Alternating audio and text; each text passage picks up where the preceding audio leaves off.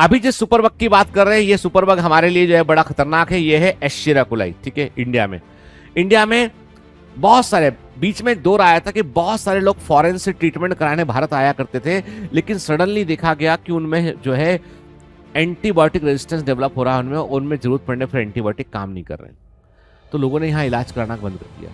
Now the medical tourism का जो destination है वो है थाईलैंड। जान के आश्चर्य होगा आपको, थाईलैंड में बड़े बड़े हॉस्पिटल, सिंगापुर, दुनिया भर के डॉक्टर काम कर रहे हैं। लोग एयरपोर्ट पर आपको पहली बार आपको एयरपोर्ट पे आपको कम से कम, जनरली बड़े शहरों के एयरपोर्ट में आपको होटल्स के काउंटर लगे मिलेंगे, टैक्सी वाले काउंटर लगे मिलेंगे। आपको प्री बुक कर लीजिए टैक्सी को होटल की बुकिंग के लिए। थाईलैंड में और सिंगापुर में आप एयरपोर्ट उतरेंगे, एयरपोर्ट पे लाइन से फला पैराडाइज हॉस्पिटल, ये हॉस्पिटल, उसके लोग बैठे होंगे यहाँ पे वेलकम करके लेके उसको हॉस्पिटल लेके जाने के लिए। वहाँ पे बाकायदा टीम लगी होगी पूरी उनकी। मेडिकल टूरिज्म के सेंटर बन चुके हैं। गलती क्या? गलती है कि हमारे यहाँ पे जो है हम लोगों ने एंटीबायोटिक का जिस तरीके से इस्तेमाल किया, हम लोगों ने दुनिया में किसी ने ऐसा नहीं किया। हमने लेफ्ट और राइट एंटीबायोटिक यूज किए। अमेरिका में आपको यदि एंटीबायोटिक चाहिए होना, आपको जो है वो इडी चूटी का जोर लगाना पड़ेगा। डॉक्टर जब तक कन्विंस नहीं होगा एंटीबायोटिक नहीं मिलेगा। मेरे कई सारे परिचित हैं, जब वो यूएस जाते हैं, यूके जाते हैं, तो मुझसे वो पर्चा लिखवाते हैं कि कुछ दवाएं लिख दीजिए ताकि फोन पे बाद में आपसे कंसल्ट कर सके क्या ले लें।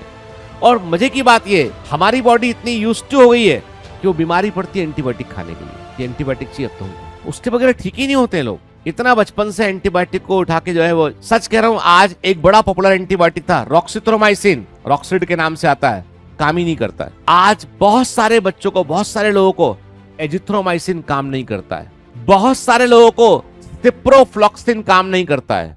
मेरी वाइफ को कोई एंटीबायोटिक काम नहीं करता, उसको सिर्फ काम करता है मीरोपेनम, और वो ऐसा है कि मीरोपेनम, इमीपेनम जो सबसे हाईएस्ट एंटीबायोटिक है, दिन में 3 बार उसको इंजेक्ट कराना पड़ता है बीमार पड़ने पे, ठीक है।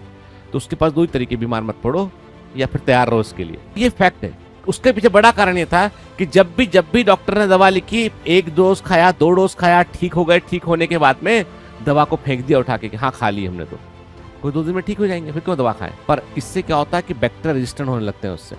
ये ना दुश्मन को पता चल गया आपकी बॉडी में बैक्टीरिया है, आपने 2 दिन एंटीबायोटिक खाया, उसके साथ के 80% भाई बंधु मर गए, 80 से 90% मर गए, आप ठीक हो गए, 10% जो बचे वो सदमे में, क्या खाया था इसने। अब वो अपनी वो जो 10% बचा है ना, वो 3 दिन के एंटीबायोटिक 2 दिन खाया आपने, उसमें उसको फर्क नहीं पड़ा हो।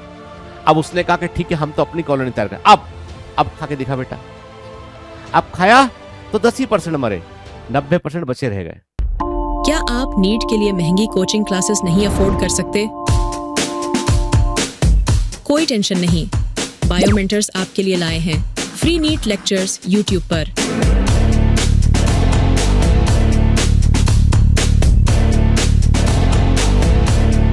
बायोमेंटर्स ऑनलाइन का फोकस बैच, सोमवार से गुरुवार लाइव शाम 4 बजे बायोमेंटर्स के यूट्यूब चैनल और बायोमेंटर्स के मोबाइल ऐप और वेबसाइट पर।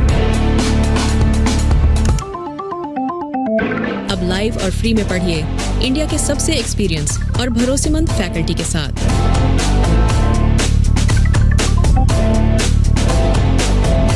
आज ही ज्वाइन करें।